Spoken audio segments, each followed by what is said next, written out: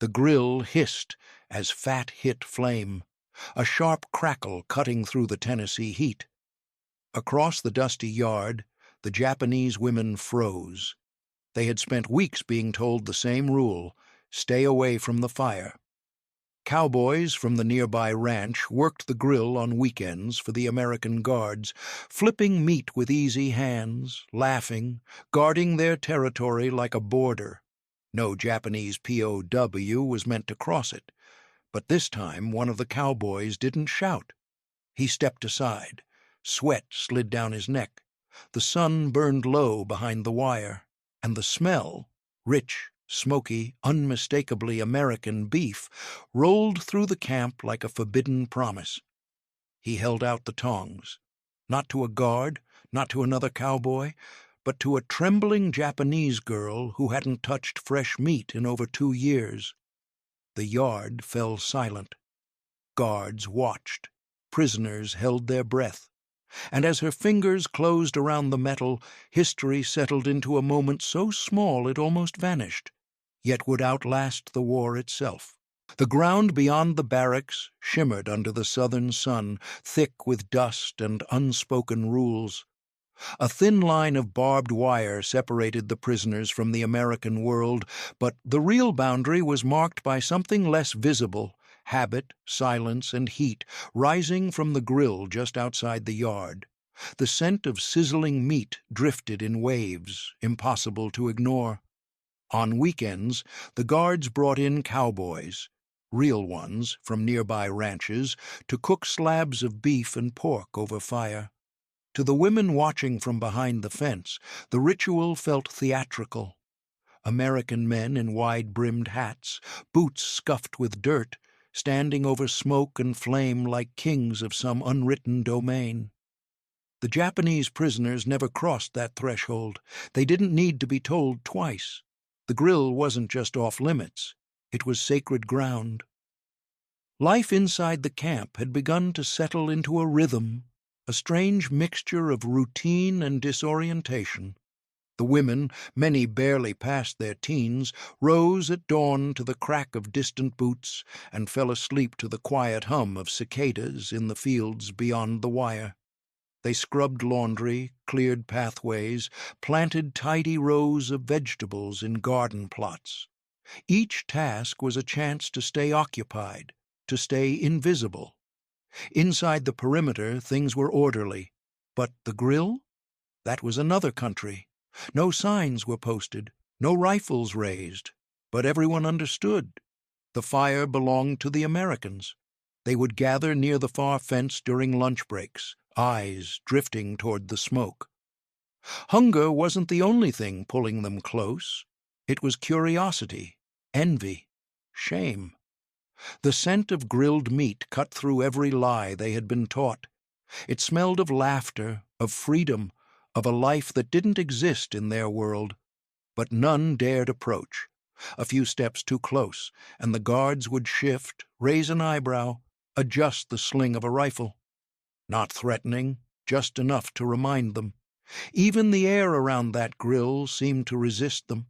The cowboys, for their part, were not unkind, but they were distant. Their world was rodeos and whiskey, not war and surrender. They wore their ease like armor, cracking jokes, spinning tongs, passing out burgers to the guards like it was a picnic. Sometimes they'd shoot glances toward the women watching from behind the wire. Not cruel ones, but not warm either. Just looks that passed through. To them, these women were ghosts of an enemy. And ghosts didn't get burgers. The grill itself became a symbol of power, of masculinity, of an America that had not been broken by firebombs or blockades. It radiated confidence. It was noisy, defiant, full of life. And to the prisoners, it was unbearable in its normalcy. Their world had been a tunnel of silence and fear. Here was heat and meat and men who laughed with their mouths full. The difference was so stark, it felt cruel. One woman, older than the others, muttered once in bitter Japanese, "They roast cows for fun. We roasted tree bark for..." Soup. No one answered. They didn't have to. Every stomach knew the truth. Sometimes the women would dream of it, not escape, not home, just the sound of fat spitting over flames, the hiss, the pop, the smell. They imagined themselves standing there just once, holding tongs, flipping something hot and heavy onto a plate. But they always woke up before they could taste it. And then came the day, unmarked, undramatic, when everything changed. A mistake, maybe, or a choice. One cowboy looked up from the fire and didn't turn away. He didn't shout, didn't tighten the line. He just looked. And then he did something none of them were prepared for. He stepped back from the grill and left the tongs hanging in the air. She did not reach for them, not right away. The girl from Kyushu stood just beyond the heat, eyes locked on the metal glinting in the sun. It wasn't the fire that frightened her. It was the idea that she was being invited into something sacred, something forbidden. Her name was Aya. She had been taught to fear the moment a man lowered his weapon. It meant something was about to shift. Aya had grown up in the hills outside Kumamoto, a small village flanked by cedar groves and rice paddies. Her family kept chickens, and her mother's hands were always busy, kneading dough, darning sleeves, pinching pickled plums into bento cloth. Her father had been a schoolteacher before the war. Then came the conscription, the rations, the silence. One by one, the young men vanished from the village, then the older ones, then boys barely taller than rifles. At 17, Aya was recruited into auxiliary training. She was bright, quiet, obedient. That made her valuable. She was handed a uniform, taught how to bind wounds, administer injections, recite procedure. But what left the deepest imprint were the lessons spoken in hushes and barks. Surrender is shame. It was drilled in with every morning salute. You were not a person, you were a blade, and a blade did not bend, it broke. Bushido wasn't a word she ever questioned. It was just the air. It filled the lungs of every instructor, every officer. During training, a girl was caught stealing a potato.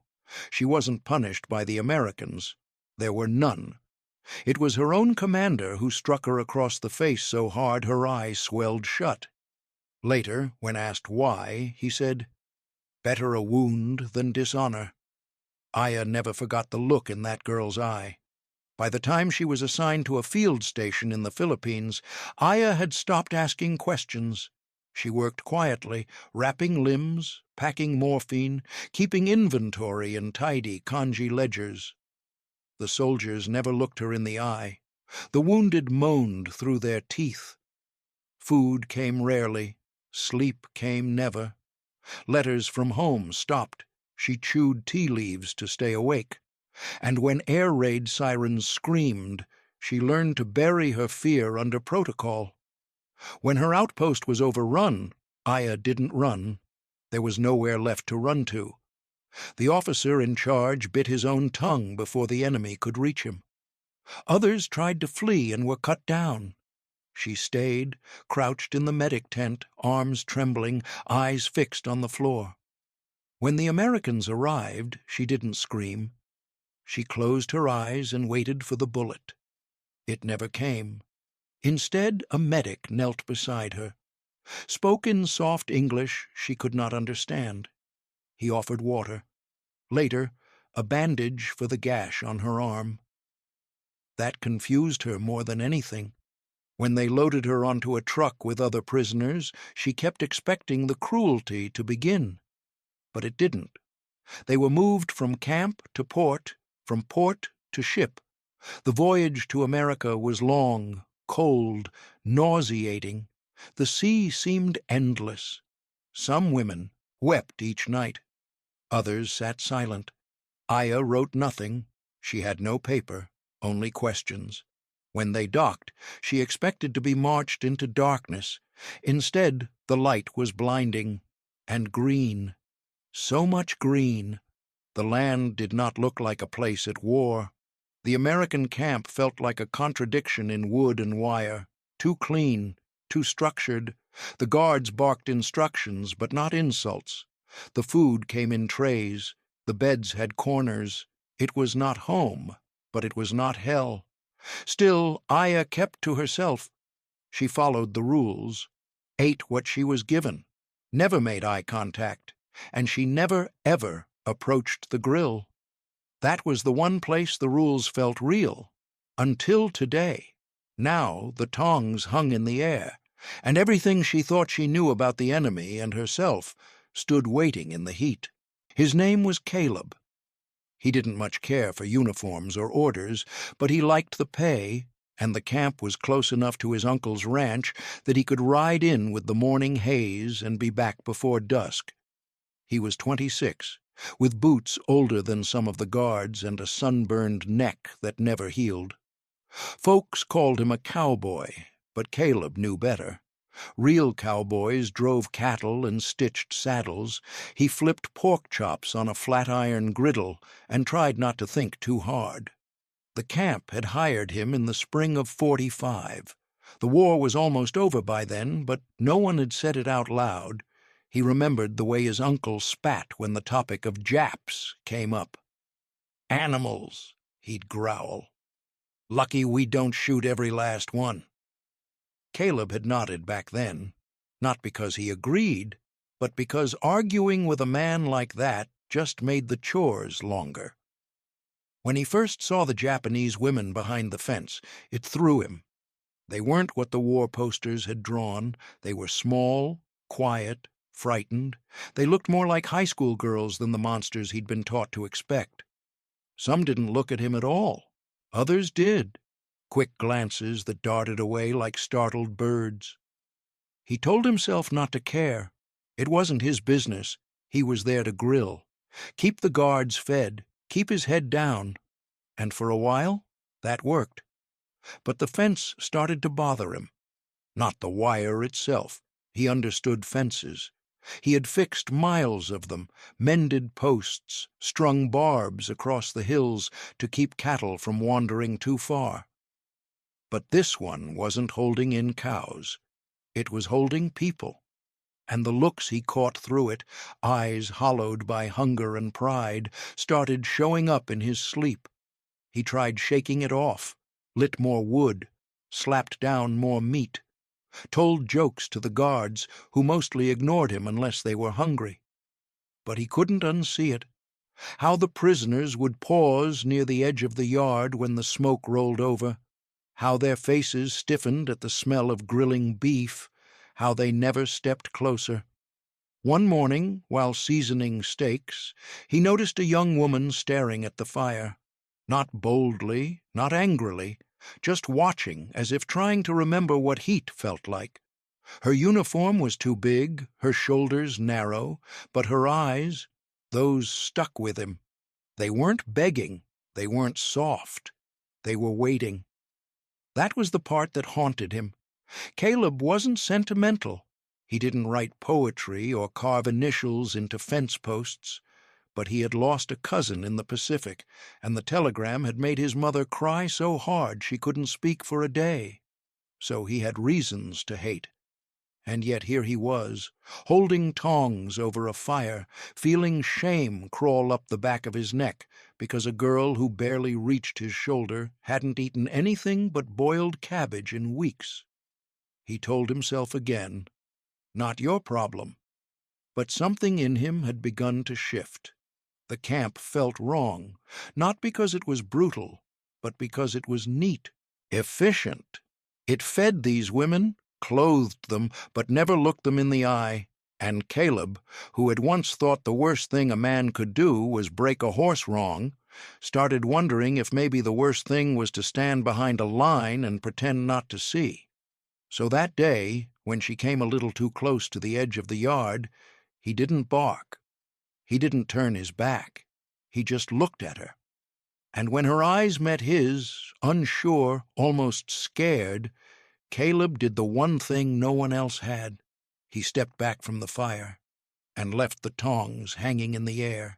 Aya's hand didn't move at first, not because she didn't want to take them, but because hunger wasn't just in her stomach anymore. It was in her bones, in her training, in the marrow of what she believed she was supposed to be. For years, she had been taught that survival was shame unless it served the empire. That surrender was worse than starvation. That to eat what the enemy offered was to become something less than a soldier, less than a woman, something hollow, without honor. And yet she was hungry. Not the kind of hunger you complain about on a long train ride or after skipping lunch. The hunger Aya knew was a slow erosion. It had crept into her body in the Philippines, when rice rations became slivers and meat became myth. Soldiers shared bark boiled in ditch water. Nurses chewed roots until their gums bled. There was no shame in being thin. It was expected. In fact, to suffer quietly was a kind of badge. Back home in Kyushu, her brother had once asked their mother why their stomachs hurt at night. Her mother had smiled, hollow-eyed, and said, "Because we are doing our part for the emperor." So when the Americans fed them, real bread, thick soup, sometimes even meat, the women didn't feel grateful. They felt confused, angry even. Aya had once hidden half a boiled egg in the hem of her sleeve just to make the feeling stop. She hadn't even eaten it. She just needed to know she had something to give up if the time came. The other women were the same. They ate, yes, but with their backs stiff, their eyes cast down. Some wept after meals. Not from joy, but from guilt, because the food was good, and good food meant the enemy was not the monster they had imagined. In those early days at the camp, the barracks whispered with contradictions. A girl from Osaka whispered, "My cousin died on a beach eating clay." Another said she had seen a soldier kill himself rather than be taken. They had believed these stories would make sense when they were captured, that the cruelty of the Americans would match the terror they had been promised. But then came the trays, piled with potatoes, with soft rolls, sometimes even fruit, coffee, hot and bitter, butter melting on toast. These were things they hadn't seen in years, and they hated themselves for wanting them. Aya had once stared at a slice of peach for almost an hour before eating it. It reminded her of summers before the war, of her father returning from the market with a single fruit cupped in both hands, like treasure. Back then, she had laughed as juice ran down her chin. Now she wiped it away with shame. There were women who refused to eat altogether. One said the food was laced with humiliation. Another tried to give her bread to a guard, trembling with apology. He shook his head and pushed it back toward her. She cried for an hour after that. They weren't just hungry for calories. They were starving for clarity. What did it mean to be treated kindly by the people? Who were supposed to destroy you? What did it mean when your enemy gave you a second helping? In Japanese military life, food was rationed with rank and cruelty. Officers took first, nurses took last. Wounded soldiers were given broth if they were lucky, a bullet if they weren't. The idea was simple. Pain made you loyal, hunger made you worthy, but here, under a foreign sun, the rules didn't hold. The Americans fed everyone the same. Aya hated that it felt fair. And so, when the tongs hung in the air, she saw more than metal. She saw betrayal and mercy. She saw her old life cracking in the heat. And still, her stomach ached. Her hands itched, her mouth watered. Because hunger, once it settles in the soul, makes doctrine feel like dust. So when Aya finally reached out and took the tongs, it wasn't a decision. It was a surrender to something deeper than shame, something older than pride. Her fingers brushed the warm metal, slick with grease, and the sizzle of meat on the grill crackled louder than the pounding of her heart. The camp yard froze. Guards paused mid-sentence. One man lowered his coffee cup an inch too slowly, his eyes narrowing as he registered what he was seeing. Another, stationed near the gate, shifted his stance, hand drifting toward the butt of his holstered pistol, not out of threat, but confusion. This wasn't in the rule book. The prisoners stopped too. A row of women kneeling near the garden beds sat stiff, motionless. A few stood, stunned, as if gravity itself had changed. Aya could feel their stares like needles in her back. Some looked frightened, others furious, but none of them said a word, and beside her stood Caleb, the cowboy with the sunburned neck and grease-stained shirt, saying nothing. He hadn't made a speech. He hadn't asked permission. He just stepped aside, left the tongs hanging, and waited. Aya stood in the smoke, hands trembling, uncertain what to do next. She had never grilled meat before. Not like this. Back home, she had helped her mother cook rice, boil vegetables, maybe sear fish if they were lucky. But this was fire and oil and flesh spitting back at her. She turned the steak. The thick cut hissed as it flipped, blackened lines crisscrossing its surface like brands. The smell was overwhelming. Fat, char, muscle. It filled her nose, her mouth, her memory. She blinked back something she didn't want to name. Caleb watched without moving. So did the guards. So did the women. One of the younger ones, Yuki, a girl barely out of school, looked away sharply, as if unable to watch what felt like a violation. Another, older and rail-thin, muttered something Aya couldn't hear, maybe a prayer, maybe a curse. And yet no one stopped her. No one pulled her away. No one shouted. It was only a minute, maybe less.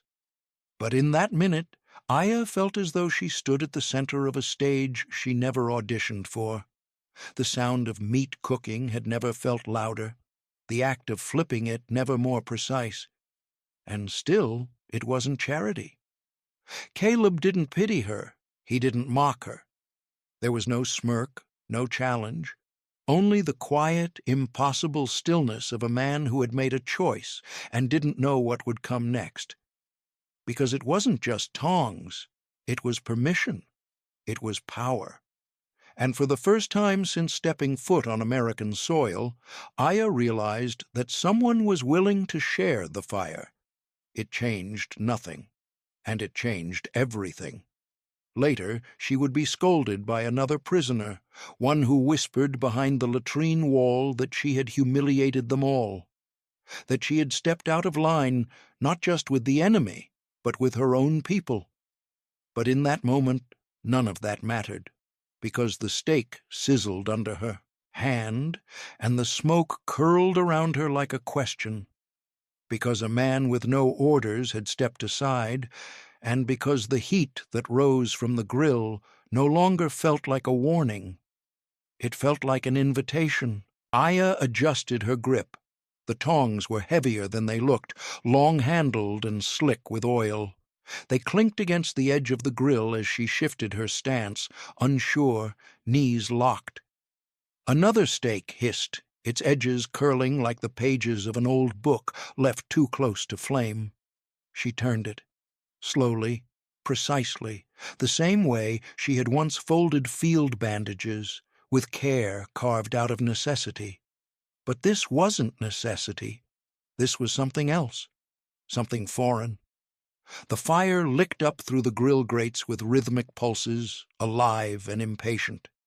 Aya could feel it on her cheeks, her forehead, her chest. Sweat gathered under her collar. It wasn't just the heat.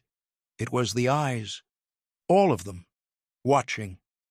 And still she kept going. She flipped another cut of meat. The juice sizzled on contact, and the scent that burst up into her face was staggering, thick, rich, fatty. It was almost too much. Her stomach clenched in a sudden pang of hunger, so sharp it almost knocked her backward.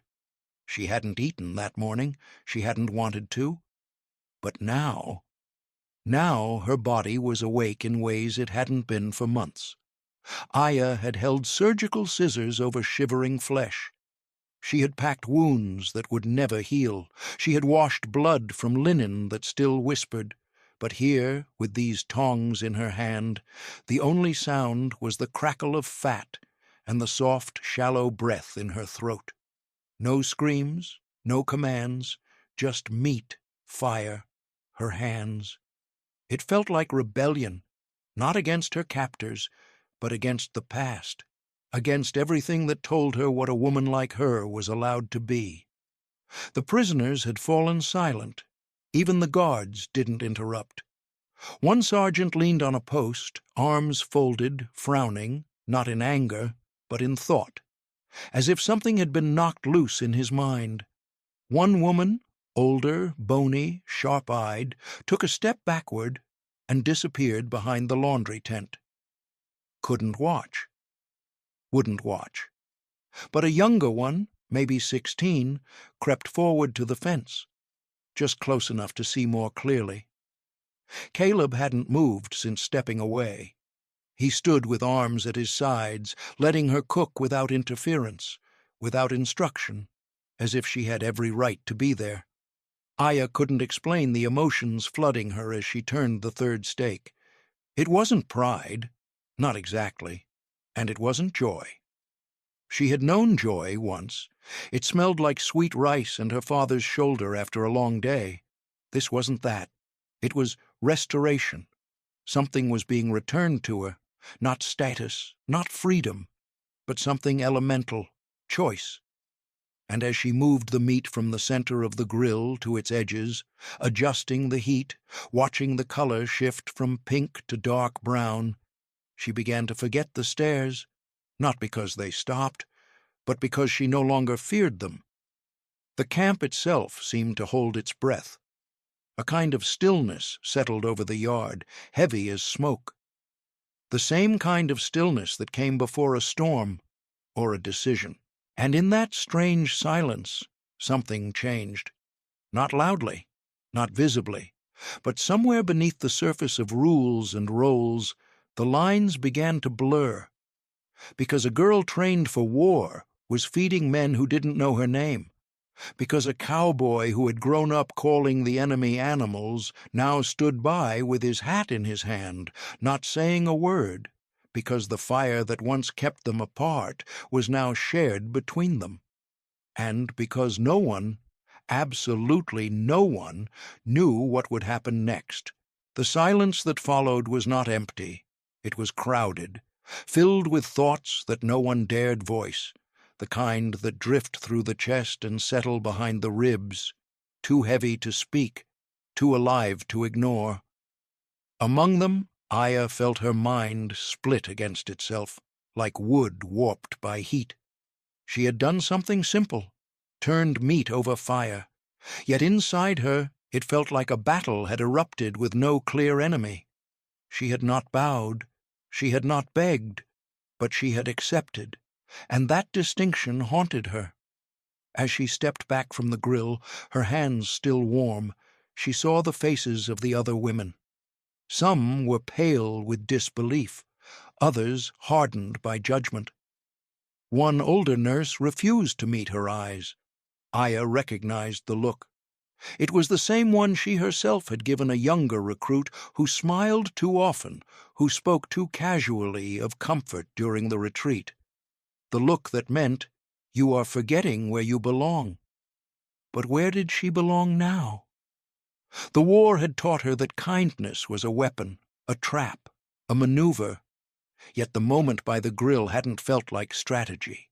No one had ordered it, no one had filmed it, no one had rewarded it, which was exactly why it was so dangerous. Kindness with no motive shattered her more than cruelty ever had. She tried to tell herself it meant nothing, that she had only touched metal and heat. But when she lay down that night, staring at the knot-ridden ceiling of the barracks, she could still feel the tongs in her hands, the weight, the warmth. She had held power without punishment, and she didn't know how to carry that truth without it cracking something open inside her. Across the yard, Caleb lay on his cot, arms folded behind his head, staring at the splintered wood above him.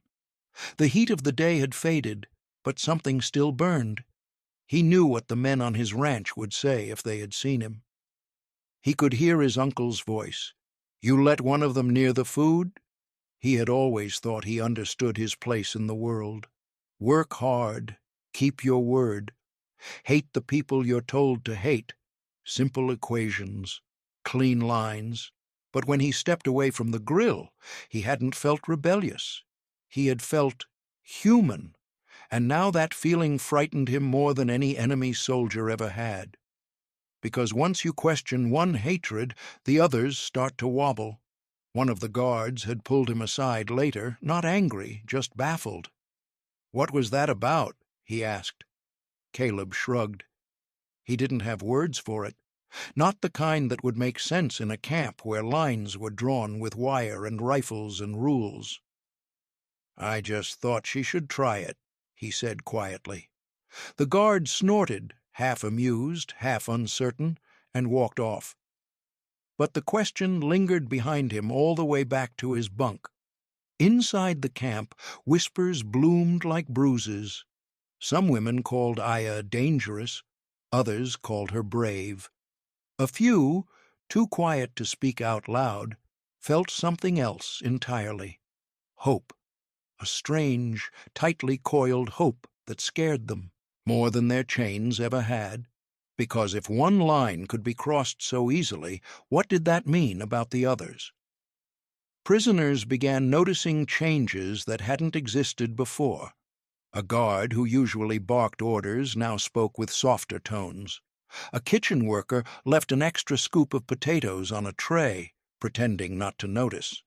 A soldier helped an elderly prisoner lift a heavy sack without being asked. None of it was grand. None of it was official.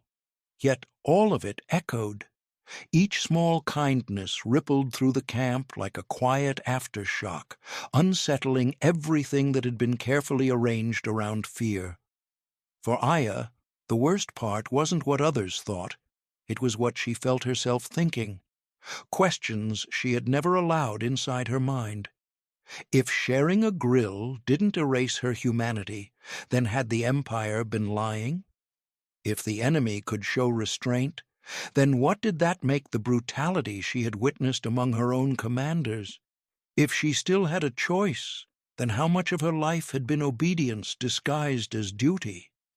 These thoughts frightened her more than bombs ever had, and yet she couldn't unthink them. The war inside her had no battlefield, no medic tent, no flag. It took place when she closed her eyes and tried to sleep, when she folded clothes, when she tasted the memory of smoke still clinging faintly to her fingers, and she knew Caleb was fighting his own version of the same quiet battle. She saw it when their eyes met briefly across the yard later that week. No words, no gestures, just a look holding question marks neither of them yet understood. A shared confusion, a shared fracture. Around them, the camp continued its routines, roll calls, work details, supper bells. But something had shifted, not in policies, not in command, but in the unseen spaces between human beings where old stories go to die and new ones begin to ache their way into place. The first sign came not from a person, but from the garden. A patch of radishes, usually harvested in strict silence by a rotating group of Japanese women, began producing more than they could use. One morning, Aya carried an extra basket to the mess tent, not because she was told to, but because she wanted to. A few guards looked up. One smiled without realizing it. It should have ended there, but kindness, once visible, demands reaction. By the next week, Caleb found himself at the center of a quiet controversy. A military official, flown in from another district, walked the perimeter and paused by the grill, eyeing it like a crime scene. He didn't speak to Caleb directly, but his presence was message enough. One of the senior guards muttered later, "They don't like mixing, especially not with them." The word "them" cut deeper than it used to. Back in the women's barracks, the shift was more personal. Aya noticed a girl she used to braid hair with now turned away during roll call. Another left the communal showers when she entered. It wasn't outright exile. It was something colder, withdrawal, as if her very presence now contaminated the line between pride and betrayal. "You smiled at him," someone whispered once. Aya didn't respond, but the fracture wasn't total. A few prisoners, silent, observant, scarred by war in ways that made them softer, not harder, began drifting closer to the edge of the cooking station. One woman lingered by the fence 5 minutes longer than usual. Another offered Caleb a half bow after he handed her a biscuit at morning meal. Tentative, wordless, but there. The camp's rhythm changed, slowly. The line between captor and captive hadn't vanished, but it blurred, just enough for confusion to trickle through. Aya began volunteering for kitchen duty more often. She never asked. Caleb never requested it. But there was an unspoken exchange between them now, a mutual understanding rooted in heat, labor, and the language of shared silence. They never spoke more than a few words, but they didn't have to, and others noticed. One morning a corporal threw a tin plate across the mess hall after seeing a Japanese woman help portion stew. The clang echoed like a shot. "They're prisoners," he barked, "not neighbors." But no one backed him up. That, more than the noise, said everything. Aya felt the distance growing again, but this time between her and the war she once believed in. The Empire had taught her that Americans were monsters, that surrender was worse than death, that fire was for destruction, not dinner. But now? Now fire meant something else. It meant warmth. It meant ritual. It meant choice. She found herself watching Caleb more closely, not with longing, but with recognition. He, too, was changing. His voice softened when he spoke to guards. He stopped using the word gooks, a word that had once rolled off his tongue with casual cruelty. He didn't talk about it, but she saw it, and that was enough. The gesture at the grill had started something that couldn't be undone. It wasn't a revolution. It was a hairline crack in a dam, one that, over time, could shift the shape of the whole river. Not everyone saw it that way. Some still scoffed. Some grew quiet. Some doubled down on hate. But for Aya, and maybe for Caleb too, that moment had marked a crossing, a line they would never return from. If you're enjoying this story, like the video and comment below where you're watching from, it means more than you think, and it helps this story reach more people. Then came the announcement, a bulletin nailed to the post outside the administrative tent. Typed, brief, translated twice. The war was over. Not a celebration, just a breath held too long, finally released. Aya read the paper and didn't feel relief. Not yet. What she felt was weight. Years of it. Names of friends lost to jungle rot. Orders barked in moonlight. The scratch of lice beneath fatigues. Her mother's voice fading in memory. And beneath it all, the heat of that grill. Within days, the wire began to loosen. Not physically, but in routine. No more work assignments. No more roll call in the early dark. Prisoners were allowed to write home, or what was left of it. A few women cried, some smiled thinly. Aya did neither, because the wire inside her had not yet opened. Caleb heard the news second-hand. He was cleaning out the dry pantry when a guard walked by and muttered, "It's done. Japan surrendered." He said it like he didn't believe it, like it was a rumor carried by wind. Caleb stood there, one hand still on a jar of pepper, staring at the flour dust floating in a sunbeam.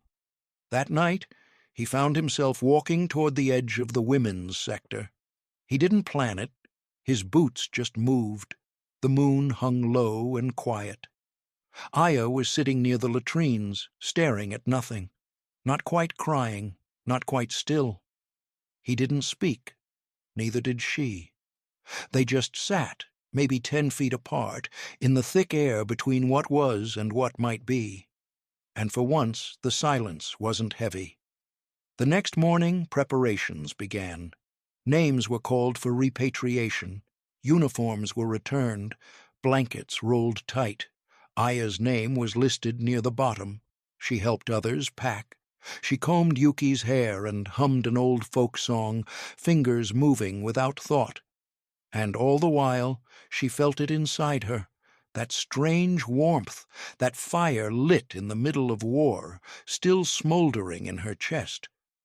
When the trucks came, the women lined up with their bundles.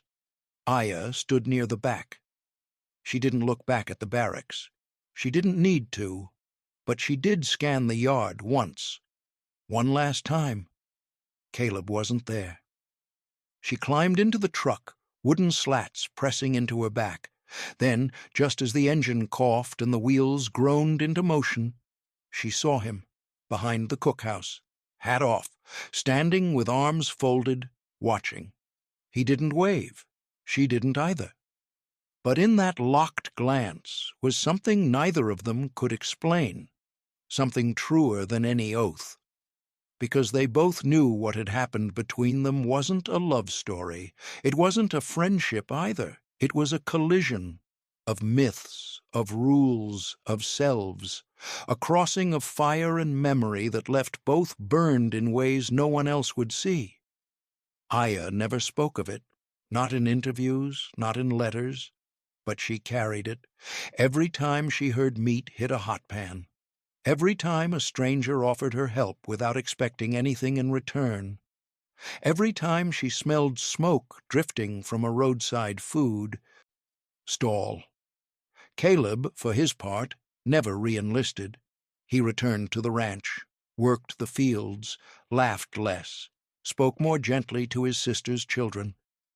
One autumn night, decades later, he told a boy around a campfire, "You never really know someone till you've seen what they do when no one's watching." He didn't say her name.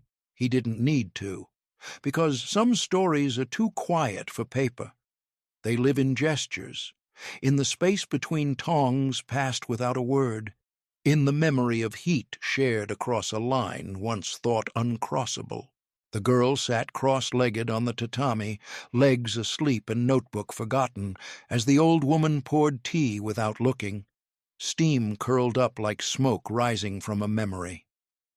"Grandmother, what was it like?" the girl asked. "America?" Aya's hands trembled just slightly as she set the pot down. She didn't speak right away. Not because she didn't know what to say, but because words often failed when faced with memory that had steeped too long in silence. "It was hot," she said finally. "The air tasted like dust and something sweet, and there was always the smell of burning meat in the distance. Not the kind you eat at home. This was thicker, hung in your clothes, stayed in your hair." The girl waited. No mention of bombs, of raids, of interrogation. Aya had told those stories before, short, cold, clipped like reports. But this one felt different. "I was a prisoner," she continued, "but not all cages look the way you expect. Some of them are made from silence, from beliefs that are too heavy to carry and too dangerous to set down." Her granddaughter leaned forward, sensing something close to the core. "Did anyone help you?" Aya's eyes flicked toward the window, where a breeze moved the curtains like the flag of some forgotten country. "There was a man," she said. "A cook. A cowboy, really. Boots, drawl, all of it. He wasn't supposed to notice me. But one day he did. And he handed me something I didn't know I needed." "What?" the girl asked, her voice barely above a whisper. "Tongs," Aya said, "and with them the right to hold fire in my hands." The girl blinked, confused. Aya didn't explain further. She didn't have to. Because this wasn't a story about food or heat, it was about being seen, about the dignity of unspoken kindness, about the crack it made in a wall that had taken a nation to build. History would never record the moment. The archives would not mention the grill. No medals were awarded, no speeches made. But in that sliver of stolen humanity, something permanent had taken root. For years afterward, Aya had carried that feeling like a stone in her pocket, sometimes heavy, sometimes warm. When officials interviewed her after the war, asking about conditions, about wounds, about dates and numbers, she answered with the dull precision of a nurse taking inventory. But she never told them about the cowboy. That part she kept, not out of shame, but because it was hers. Decades later, when her granddaughter asked why she always stirred soup with such care, or why she never let a guest go unfed, Aya would smile and say, "Some gestures change the shape of you." And though the girl wouldn't fully understand until years after Aya had passed, the lesson lingered. Not just the story, but the way it had been told, with silence, weight, and reverence for something that lived between words. Because memory is not just what we recall, it's what we carry. And though fire cools, smoke lingers. The smoke of that moment never truly left Aya's skin. It clung quietly like a second soul. And in that smoke lived the truth. That mercy, when offered without condition, becomes its own kind of revolution. Not loud, not recorded, but eternal in the heart of the one who received it. If this story stayed with you, like the video and tell us in the comments where you're watching from. Your voice keeps these stories alive.